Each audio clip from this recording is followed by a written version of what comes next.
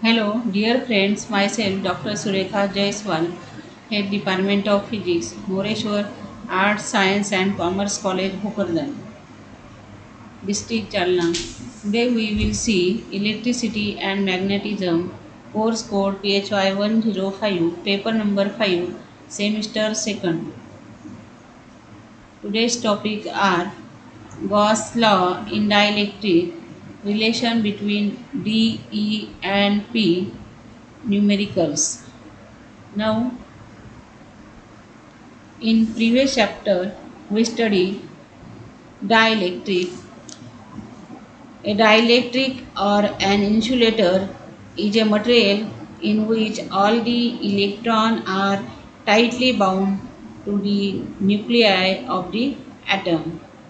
Thus, there are no free electrons to carry current.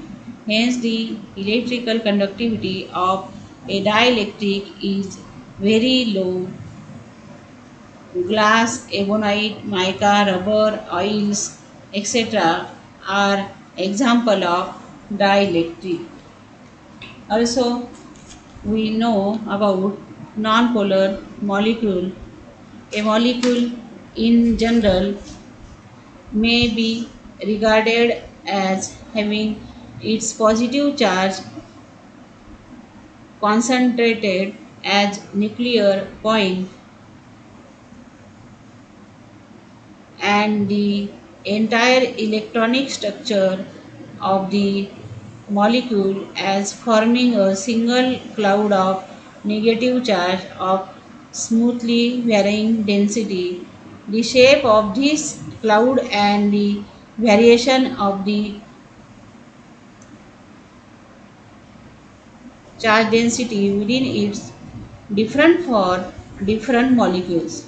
But at the fringes of the cloud, the density will always fall off exponentially. A molecule in which the dipole moment is zero is called a nonpolar molecule. Hydrogen, oxygen, carbon dioxide, etc. are some of the common example of non-polar molecule. And also we know polar molecule. There are molecule for which the distribution of two kinds of charges are different, so that the positive and negative charges are centered at points separated by a distance of molecular dimension, forming an electric dipole.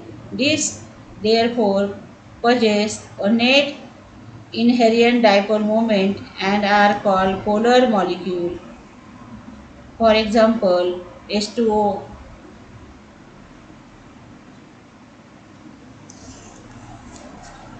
Now, also here we study about the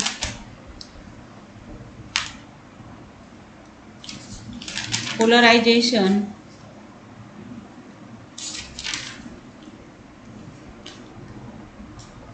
of a dielectric. When a polar or non-polar molecule is placed in an external electric field, the small displacement of the orbital electron will cause the distance between the center of positive and negative charges to alter.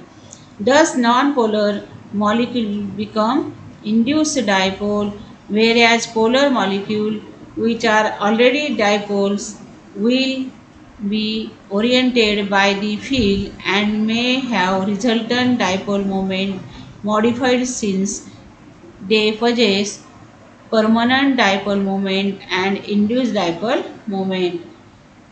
Now, electric polarization vector phi. When a dielectric is placed in an electric field, its positive and negative charge centers get modified, and so a dipole moment is induced in the dielectric, and the dielectric is said to be polarized. A polarized dielectric, even though it is electrically neutral in bulk state, produce an electric field both and at external points and inside the dielectric. The polarization of a dielectric thus depends on the total electric field inside the medium. Now see Gauss law in dielectric. Consider a parallel plate capacitor with plate area A as shown in figure and having vacuum between its plates. Let plus Q and minus Q be the charges on the plate and E0 the uniform electric field between the plates. Let PQ RS be Gaussian surface. By Gauss law, integral over closed surface E0 ds equal to Q upon epsilon 0. E0 is parallel to ds and constant over the Gaussian surface. In closed integral E0 ds equal to E0a, E0a equal to Q upon epsilon 0 or E0 equal to Q upon epsilon 0 a. Suppose a material of dielectric constant K is introduced in the intervening space between the plates, the dielectric slab gets polarized. A negative charge minus q dash is induced on the surface and an equal positive charge plus q dash on the other. The charges minus q dash and plus q dash on the dielectric are called the induced charges or bound charges, while the charges minus q dash and plus q dash on the capacitor plates are called free charges. These induced charges produce their own field which opposes the external field E0. Let E be the resultant field within the dielectric and the net charge within the Gaussian surface is Q minus Q dash. Therefore, by Gauss law, integral closed integral E0 ds equal to Q minus Q dash upon epsilon 0 or EA equal to Q minus Q dash upon epsilon 0 or E equal to Q minus Q dash upon epsilon 0A, where E0 upon E equal to K, where K is a dielectric constant. So equation 1 becomes E equal to Q upon K into epsilon 0A. Inserting this in equation 3, we get Q upon K epsilon 0A equal to Q minus Q dash upon epsilon 0A or Q minus Q dash equal to Q upon K. Putting this value of Q minus Q dash in equation 2, we get closed integral EDS equal to Q upon K into epsilon 0. Therefore, closed integral K EDS equal to Q upon epsilon 0. It is the Gauss law in the presence of a dielectric. Here we see that the flux integral contains a factor K. The effect of the induced surface charge is ignored by taking into account K and the dielectric constant. For dielectric constant, epsilon r is used instead of K. Now see relation between D, E and P. Now when a dielectric slab is placed in between the plates of a charged parallel plate capacitor due to polarization of dielectric charges are induced at the surface of dielectric, the charge is negative near the positive plate of the capacitor and positive near the negative plate. Now, if Q is the charge on the plate Q dash is the induced charge on the boundary of the dielectric, then E equal to Q minus Q dash upon epsilon 0 A.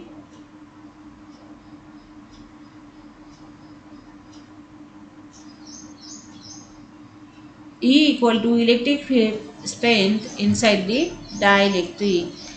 Electric field strength. The electric field strength at any point in an electric field is defined as the force experienced per unit infinitesimal positive charge Q0. If F is the force on small charge Q0, then E equal to limit of F upon Q0, Q0 tends to 0. The direction of E is the along the direction of force. The unit of E is the Newton per Coulomb or volt per meter. Electric polarization E. When a dielectric is placed in an external dielectric field, its molecules gain electric dipole moment and the dielectric is said to be polarized. The electric dipole moment induced per unit volume of the dielectric material is called the electric polarization of the dielectric. It is represented by a vector P. If sigma p is the surface charge density of fictitious charges appearing at the end faces of dielectric block, then P is equal to sigma p.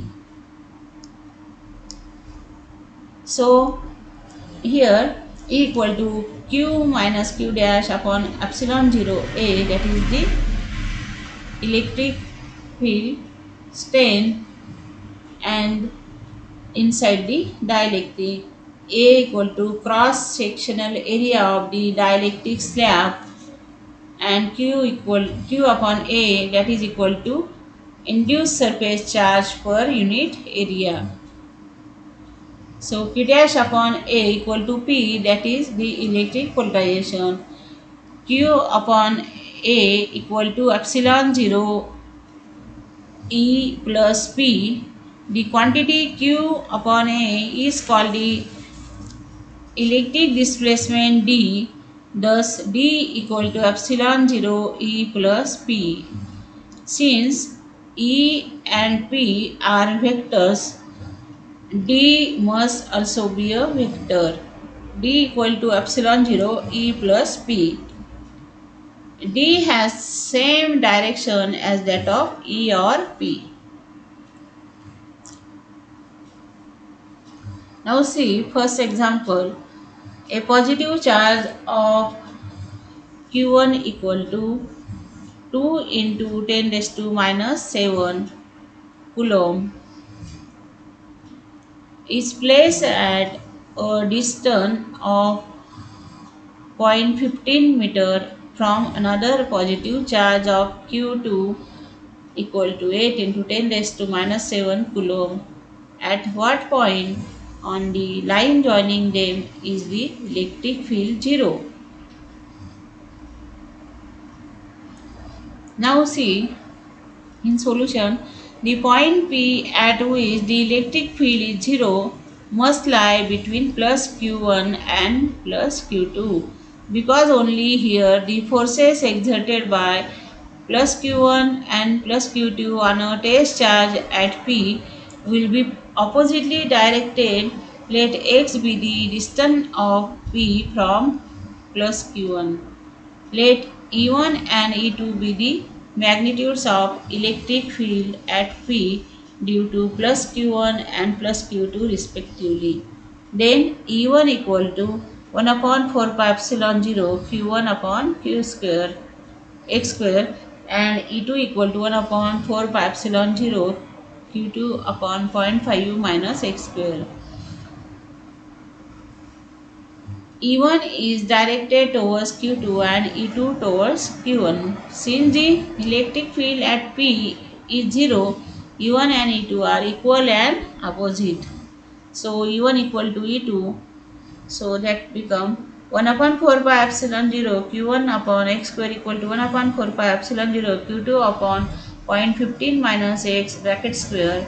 So 0.5 minus x square equal to q2 upon q1 x square. So here we get as q2 upon q1 equal to 4. So 0.15 minus x square bracket square equal to 4x square. So after simplification this bracket, here we get x equal to minus 0.05 and x equal to 0.15. P must be lie between q1 plus q2. So the first value is discarded, hence the electric field is 0 at distance of 0.05 meter from the charge plus q1. Find the force between two charges of magnitude 4 microcoulomb and 6 microcoulomb, which are separated by distance of 1 meter, where 1 upon 4 pi epsilon 0 equal to 9 into 10 raised to 9 Newton meter square per c square. So Q1 equal to 4 into 10 raised to minus 6 coulomb and Q2 equal to 6 into 10 raised to minus 6 coulomb. These are given here, that is two charges having magnitude, and according to Coulomb's law F equal to 1 upon 4 by epsilon 0 Q1 Q2 upon R square. So that is equal to 9 into 10 raised to 9 into 4 into 10 raised to minus 6 into 6 into 10 raised to minus 6 upon 1 square. So here that is equal to 0.216 Newton. Now calculate the force of attraction between proton and electron in the hydrogen atom. 5.3 into 10 raised to minus 11 meter apart. Charge on electron is 1.6 into 10 raised to minus 19 coulomb and 1 upon 4 pi epsilon 0 equal to 9 into 10 raised to 9 Newton meter square upon c square. According to Coulomb's law, the force of attraction between proton and electron is given by F equal to 1 upon 4 pi epsilon 0 q1 q2 upon epsilon 0 square. Q1 equal to Q2 equal to 1.6 into 10 raised to minus 19 coulomb. So 1 upon 4 pi epsilon 0 equal to 9 into 10 raised to 9 Newton meter square per coulomb square, and R equal to 5.3 into 10 raised to minus 11 meter. So F equal to, putting this value here, 9 into 10 raised to 9 into 1.6 into 10 raised to minus 19 upon 5.3 into 10 raised to minus 11 bracket square. So after simplification we get 8.2 into 10 raised to minus 8 Newton. Next example, the distance between proton and electron in a hydrogen atom is 5.3 into 10 raised to minus 11 meter. Obtain the magnitude of the electric force and gravitational force between the two particles. So charge on proton equal to 1.602 into 10 raised to minus 19 coulomb, and charge on neutron equal to 1.602 into 10 raised to minus 19 coulomb. So mass of proton 1.7 into 10 raised to minus 27 kg, mass of electron 9.1 into 10 raised to minus 31 kg, and gravitational constant 6.67 into 10 raised to minus 11 Newton meter square per kg square. So F equal to 1 upon 4 pi epsilon 0 q1 q2 upon r square. So that is equal 9 into 10 raised to 9 into 1.602 into 10 raised to minus 19 bracket square upon 5.3 into 10 raised to minus 11 bracket square. So after simplification we get 8.1 into 10 raised to minus 8 Newton. The gravitational force is given by Newton's law is given Fg equal to G m1 m2 upon r square. So putting the value 6.67 into 10 raised to minus 11 into 9.1 into 10 raised to minus 31 upon 5.3 into 10 raised to minus 11 bracket square. So after simplification, fe upon fg equal to 8.1 into 10 raised to minus 8 upon 3.6733 into 10 raised to 47, that is equal to 2.205 into 10 raised to 39. The result shows that the electrical force is about 10 raised to 39 times greater than gravitational force. Two charges of plus 16 coulomb and minus 9 coulomb respectively are placed at cm apart in air. Determine the position of a point at which there is no resultant electric field. Let P be the point at which there is no resultant electric field, that is electric intensity is 0. So E1 equal to 9 into 10 raised to 9 into Q1 upon K into 0.08 in plus r bracket square. So E2 equal to 9 to 10 raised to 9 into Q1 upon K r square. So E1 plus E2 equal to 0, and therefore 9 into 10 raised to 9 into Q1 upon K 0.08 plus r bracket square plus 9 into 10 raised to 9 Q2 upon K r square equal to 0. So therefore 9 into 10 raised to 9 into 16 upon K 0.08 plus r bracket square plus 9 into 10 raised to 9 into minus 9 upon K r square equal to 0. So after simplification we get 16 upon 0.08 plus r bracket square equal to 9 upon r square. Taking square root of both sides, we get 4 upon 0.008 plus r equal to 3 upon r. So after simplification, we get r is equal to 0.24 meter. The electric field will be 0.24 meter away from minus 9 coulomb charge towards the 16 coulomb charge. Thank you.